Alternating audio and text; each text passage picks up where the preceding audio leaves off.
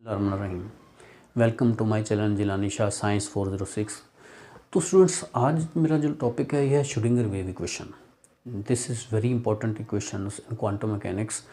जिस तरीके से आप क्लासिकल फिजिक्स में देखते हैं न्यूटन्स लॉज इंपॉर्टेंट हैं, स्पेशली न्यूटन सेकंड लॉ, उसकी कितनी इंपॉर्टेंस है क्लासिकल फिजिक्स में या न्यूटोनियन फिजिक्स में, इसी तरीके से क्वांटम फिजिक्स में ये श्रोडिंगर वेव इक्वेशन की वही वैल्यू है जो वहाँ पर न्यूटन्स लॉज की है। ठीक है, तो जब इस क्वेश्चन को श्रोडिंगर ने जो है वो ड्राइव किया था और इसकी क्यों ज़रूरत पेश आई कि जब ये जो अनसर्टेनिटी आई पार्टिकल की पोजीशन और मोमेंटम जो वो अनसर्टेन है, उनको एग्जैक्ट फाइंड नहीं किया जा सकता, तो फिर इस अनसर्टेनिटी को रिजॉल्व करने के लिए श्रोडिंगर ने वर्क किया और उसने जो है वो इस इक्वेशन से रिजल्ट दिया। इस इक्वेशन के जो सोल्यूशन है उससे उसने रिजल्ट दिया कि इससे जो इलेक्ट्रॉन की जो प्रोबेबिलिटी है, यानी पार्टिकल की प्रोबेबिलिटी जो है फाइंडिंग की, उसकी probability of finding the particle जो है उससे हम उसको फाइंड आउट कर सकते हैं, एग्जैक्ट पोजीशन को नहीं फाइंड आउट कर सकते। ठीक है, तो ये बड़ी इंपॉर्टेंट क्वेश्चन है। जब इसको हम ड्राइव करेंगे और उसके बाद जब इसका सोल्यूशन आएगा तो उससे बहुत अहम रिजल्ट्स जो है हमारे सामने आएंगे। तो चलिए हम पहले इसका जो है ना, इसकी डेरिवेशन जो है उसको हम पढ़ते हैं। Schrödinger wave equation. Schrödinger presented the wave properties of particle in form of equation which is called Schrödinger wave equation. It is of two types, time dependent Schrodinger wave equation and time independent Schrodinger wave equation. यानी उसने जो है ये जो particle है, मतलब जो है इलेक्ट्रॉन के ऊपर बात की जा सकती है और जो माइक्रोस्कोपिक पार्टिकल्स हैं, तो उसके बारे में जो उसने क्वेश्चन ड्राइव की थी और इस इक्वेशन से उस पार्टिकल की जो वेव बिहेव जितनी भी प्रॉपर्टीज़ हैं वो सामने आई। तो ये दो टाइप्स की, एक तो है श्रोडिंगर टाइम डिपेंडेंट, एक इक्वेशन जो है टाइम के ऊपर डिपेंड करती है, और एक टाइम फ्री है यानी टाइम इंडिपेंडेंट है। तो इसको जो हम पहले ड्राइव करते हैं, टाइम डिपेंडेंट जो श्रोडिंगर ने इक्वेशन दी थी उसकी डेरिवेशन में उसको सबसे पहले पढ़ते हैं। तो time derivation of time dependent Schrodinger wave equation. अब consider particle of mass m is moving in positive x direction with the potential energy v and equation of। अच्छा, अब उसने कहा कि एक पार्टिकल लेते हैं, ठीक है, जो मूव कर रहा है, और आपको पता है कि जो डी ब्रूगली हाइपोथेसिस है उसके अकॉर्डिंग तो क्या था कि जब भी कोई materialistic particle matter particle move करता है तो उसके साथ वेव्स एसोसिएट होती है और उसको मैटर वेव्स कहते हैं या फिर उसको डी ब्रूगली वेव्स भी कहते हैं। तो वो वेव्स जो होते हैं हमारे पास वो प्लेन वेव्स होती हैं, तो इसलिए जब भी कोई पार्टिकल मूव करेगा तो उसके साथ एक प्लेन वेव एसोसिएटेड होगी, और उस प्लेन वेव की जो इक्वेशन है वो हमारे पास क्या होती है उसको ज़रा देखते हैं। y इंटू एक्स टी, यानी y जो है ये फंक्शन है, असल में ये y क्या है, इस वेव्स का जो है ये डिस्प्लेसमेंट है, ये उसका एम्पलीट्यूड है और ये उसका डिस्प्लेसमेंट है। तो y x t is equal to A e raise to power omega के एक्स माइनस ओमेगा टी। ये प्लेन वेव जो होती है उसकी जो है इक्वेशन होती है, यानी उसका जो है ना ये सोल्यूशन होता है उसकी इक्वेशन का, और जो है इसका वेव का जो एम्पलीट्यूड वेव होता है और उसका डिस्प्लेसमेंट जो होता है वो ये जो है एक्स और टी का फंक्शन होता है। अब चूँकि हमारे पास यहाँ पर प्लेन वेव है, तो प्लेन वेव का जो हमारे पास डिस्प्लेसमेंट है, ठीक है, या जो उसका सोल्यूशन है वो साई होता है। ठीक है, तो यहाँ वाई मैंने साई ले लिया क्योंकि उसके जो प्लेन वेव जो होती है उसको हम जो रिप्रेजेंट करते हैं वो वाई साई से शो करते हैं।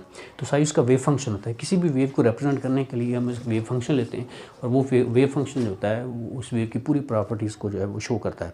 तो यहाँ पर प्लेन वेव लिए तो उसका जो वेव फंक्शन है वो साई होता है, तो इसलिए जो वाई वहाँ पर साई ले लिया मैंने। अच्छा, अब इस जो पार्टिकल है इसकी टोटल एनर्जी कितनी है, तो हमें पता होता है kinetic energy plus potential energy किसी भी सिस्टम की, किसी भी पार्टिकल की जो टोटल एनर्जी होती है।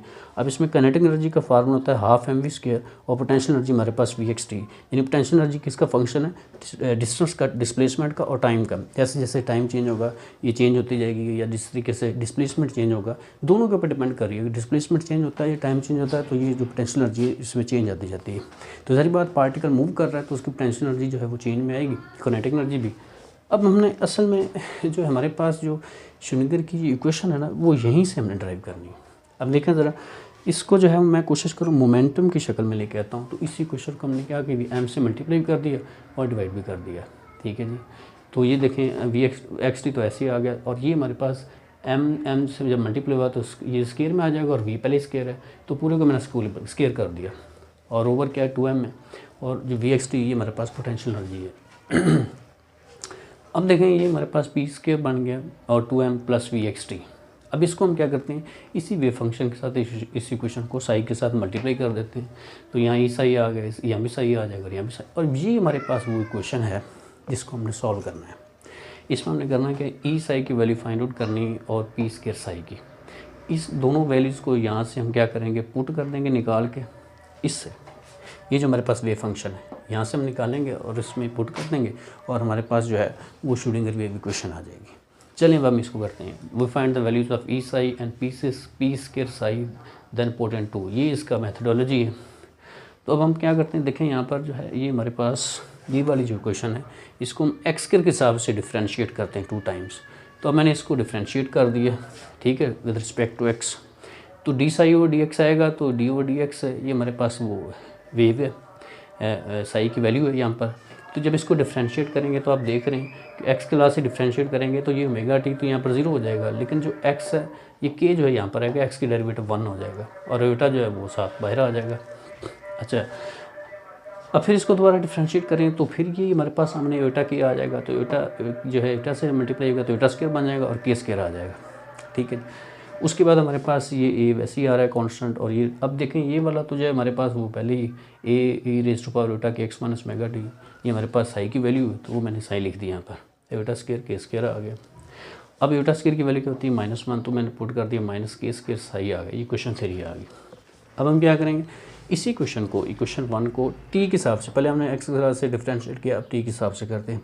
तो विद रिस्पेक्ट टू टी जब हम इसको डिफ्रेंशिएट करेंगे तो देखते हैं क्या रिजल्ट आता है टी के हिसाब से। अब देखें के एक्स यहाँ पर जो है ये 0 हो जाएगा और यहाँ पर जो है इसका डेरिवेटिव माइनस मेगा आ जाएगा, टी का डेरिवेटिव 1 होता है, ओमेगा साथ आ गया, माइनस मेगा आ गया, और ये हमारे पास वैसे ही कॉन्स्टेंट आ रहा है और ये फंक्शन जो है एक्सपोनेंशियल फंक्शन वैसे आ गया।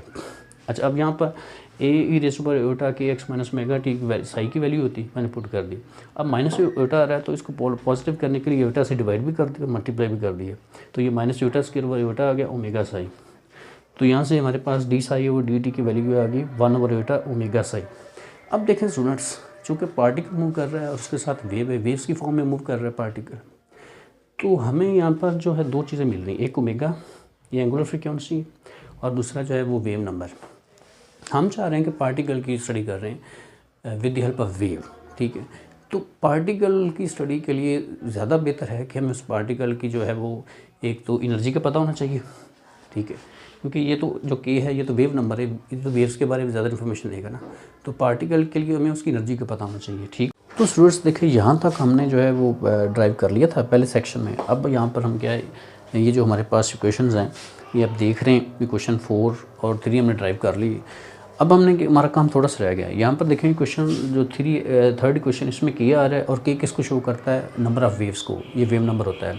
हम पार्टिकल के बारे में स्टडी कर रहे हैं, हालांकि उसके साथ वेव है एसोसिएटेड, लेकिन पार्टिकल की इन्फॉर्मेशन के बारे में हमें ज़्यादा ये कि पार्टिकल का मोमेंटम पता होना चाहिए और उसकी एनर्जी कितनी है।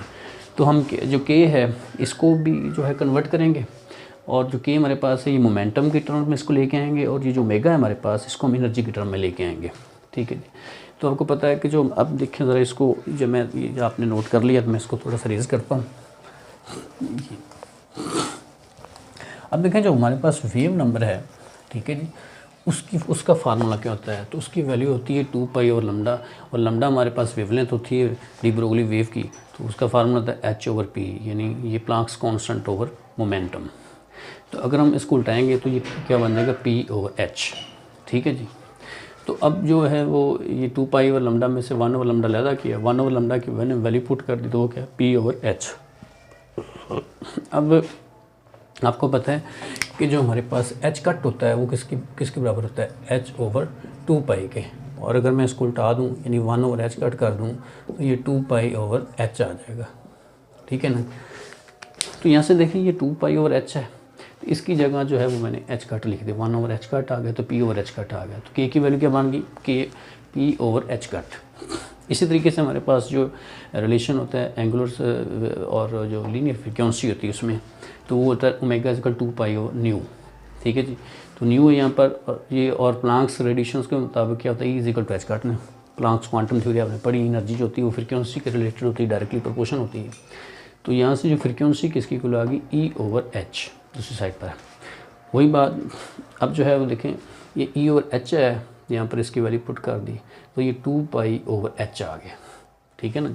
और 2 पाई/h को जब हम उल्टाएंगे तो वो 1 ओवर h कट बन जाएगा और E/h कट आ गया। तो अब देखिए हमारे पास जो फ्रीक्वेंसी है वो भी किस शेप में आ चुकी है, E/h कट एनर्जी की टर्म्स में, और जो हमारे पास वेव नंबर है वो मोमेंटम में कन्वर्ट हो चुका है, क्योंकि हमने पार्टिकल के बारे में मोमेंटम फाइंड आउट करना था और उसकी एनर्जी।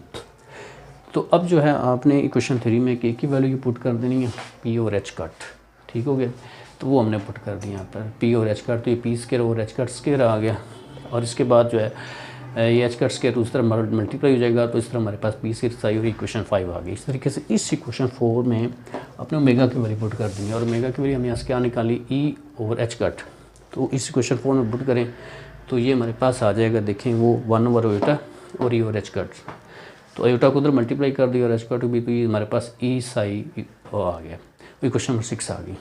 अब जो मैंने पहले आपको इक्वेशन तो लिख के दिखाई थी, क्वेश्चन नंबर 2 जो मैंने अभी रेज कर दी, तो वो क्या क्वेश्चन थी, हमारे पास एनर्जी जो थी किसकी इक्वल थी, ये इस तरीके थोड़ा इसको मैं दोबारा लिख देता हूँ, वो हमने रेज कर दी थी तो उसको मैं दोबारा लिख देता हूँ यहाँ पर।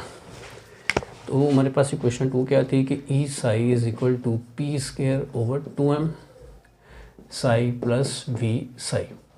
तो अब यहाँ से देखिए ये हमारे पास और ये जो पी स्केयर है साई, ये दो हम वैल्यूज़ कैलकुलेट कर चुके हैं, यानी ई साई हमारे पास ये है और पी स्केयर साई जो हमारे पास है वो ऊपर हमने कैलकुलेट कर लिया 5 क्वेश्चन से।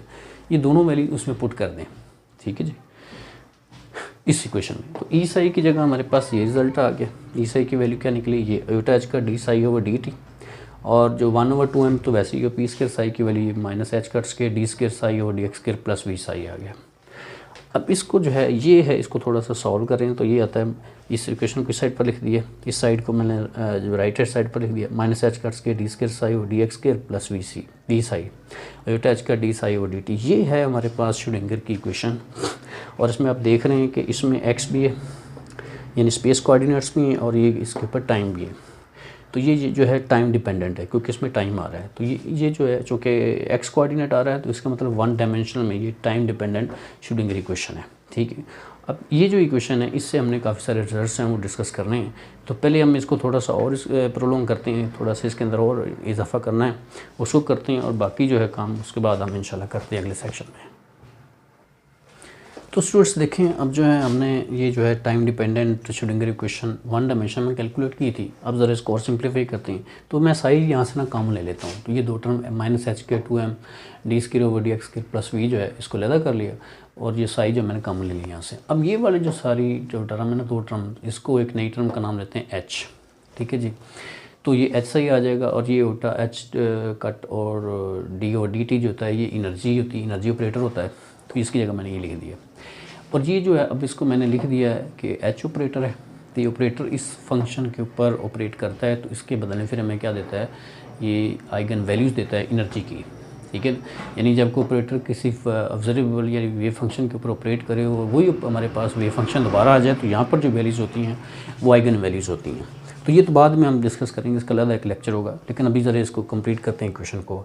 ये जो हमारे पास एच कैप जो है ये हैमिल्टोनियन ऑपरेटर कहते हैं और किस चीज़ की इक्वल होता है, ये सम होता है काइनेटिक एनर्जी का ऑपरेटर, टी ऑपरेटर और पोटेंशियल एनर्जी। और वैसे भी ये सम था पोटेंशियल एनर्जी और काइनेटिक एनर्जी का, तो ये अब ऑपरेटर है तो दोनों काइनेटिक एनर्जी का ऑपरेटर और पोटेंशियल एनर्जी का ऑपरेटर, ठीक है। ऑपरेटर की वैल्यू आप ऐसी है जैसे आप क्लासिकल फिजिक्स में अगर हमने कोई क्वांटिटी फॉर सपोज लेंथ हमने मेजर करनी है तो उसके लिए हम कौन सा इंस्ट्रूमेंट यूज़ करते हैं, उसके लिए हम स्केल यूज़ करते हैं। तो जो स्केल है क्वांटम मैकेनिक्स में वो है यहाँ पर ऑपरेटर उसको कहते हैं। जो क्लासिकल फिजिक्स में जो इंस्ट्रूमेंट होता है उसको क्वांटम मैकेनिक्स में ऑपरेटर कहते हैं। और ऑब्जर्वेबल जो होती है वो क्वांटिटीज़ होती है जिससे हमने उस इंस्ट्रूमेंट की मदद से मेजर करना होता है। तो वहाँ पर जैसे लेंथ था तो यहाँ पर जो हमारे पास है वो ये ऑब्जर्वेबल है। तो क्लासिकल मैकेनिक्स में इंस्ट्रूमेंट्स को यहाँ पर जो है क्वांटम मैकेनिक्स में ऑपरेटर कहते हैं और जिन क्वांटिटीज़ को मेजर करते हैं जो मेजरेबल होती हैं उसको यहाँ पर ऑब्जर्वेबल कहते हैं। तो यहाँ से जो हमारे पास ये जो ऑपरेटर है हैमिल्टोनियन ऑपरेटर, इसकी मदद से हम क्या करेंगे, किसी भी ऑब्जर्वेबल की एनर्जी जो है वो उसको हम कैलकुलेट करेंगे। तो अब इसको थ्री डायमेंशन में जब इस क्वेश्चन को लिखेंगे तो आपको पता है कि ये देखें D square over d x square है। तो जब अब स्पेस के पूरे कोऑर्डिनेट्स को लगाएंगे यानी d square psi over d y square और d square psi over d z square आ जाएगा। तो ये पूरा जो हमारे पास 3D में आ जाएगा और ये डेल स्केयर साई आ जाएगा, यानी लैप्लासियन जो है यहाँ पर जो है उस फॉर्म में आ जाएगी। तो ये हमारे पास जो है ये time dependent Schrodinger wave equation है।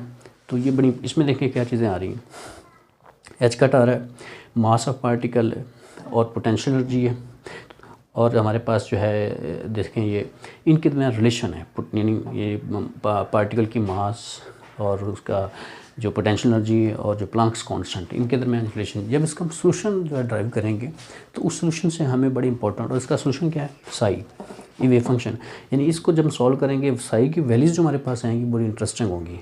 उसमें जो कुछ वैल्यूज साई की होंगी वो जो है वो रेडियल फॉर्म में होगी और कुछ जो होंगी वो एंगुलर फॉर्म में होगी। तो वहाँ से क्वांटम जो है 3 क्वांटम नंबर्स आते हैं और इन्हीं का कंसेप्ट बनता है। तो उसका जो है बाकी इंशाल्लाह आने वाले लेक्चर में बात करेंगे। Thank you so much. तो इसको काइंडली सब्सक्राइब करें और कमेंट्स में क्वेश्चन भी पूछा करें।